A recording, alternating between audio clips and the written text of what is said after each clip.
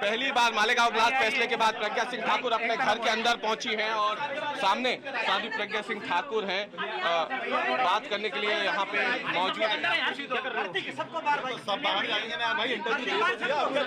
17 वर्षों का संघर्ष, निश्चित रूप से 17 वर्षों का संघर्ष रहा।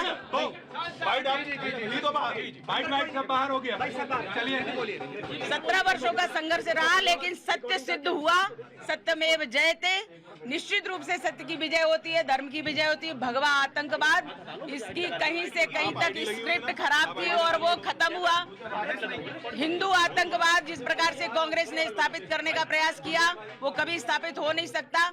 इसलिए इन लोगों ने पहले ही टॉर्चर इतना कर दिया कि हमारा मनोबल टूटे, देशभक्तों का मनोबल टूटे और देशभक्त कुचले जाएं, ये उनका हमेशा प्रयास रहता है। हिंदुओं को हमेशा से कांग्रेस ने कुचला है और विधर्मी मानसिकता को यहाँ स्थापित करने का प्रयास किया, लेकिन वो ऐसा नहीं होगा। हमारा हिंदू जाग चुका है।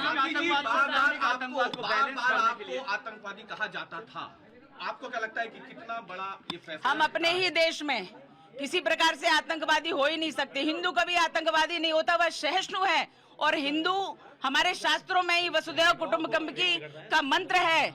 इसलिए हम सर्वे भवन्तु सुखिनः, सर्वे सन्तु निरामया, सर्वे भद्राणि पश्यन्तु मां कश्चित् दुःख भाग भवेत्। इस प्रकार से हम भावना रखते हैं कि कोई भी दुख का भागी ना हो, सभी सुखी रहे, निरोगी रहे।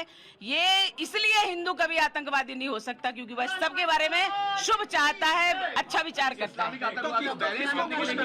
देखो, कौन कहता है कि रंग नहीं होता?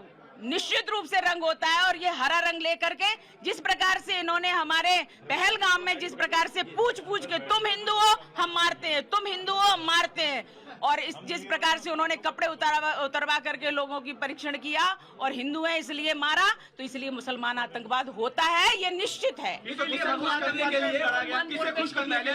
कांग्रेस को खुश करने के लिए ये सब किया गया और कांग्रेस इससे खुश होती है। आतंकवादियों के लिए रोती है और हिंदुओं को निश्चित रूप से प्रताड़ित करती है। दिग्विजय सिंह के लिए क्या कहेंगे आप?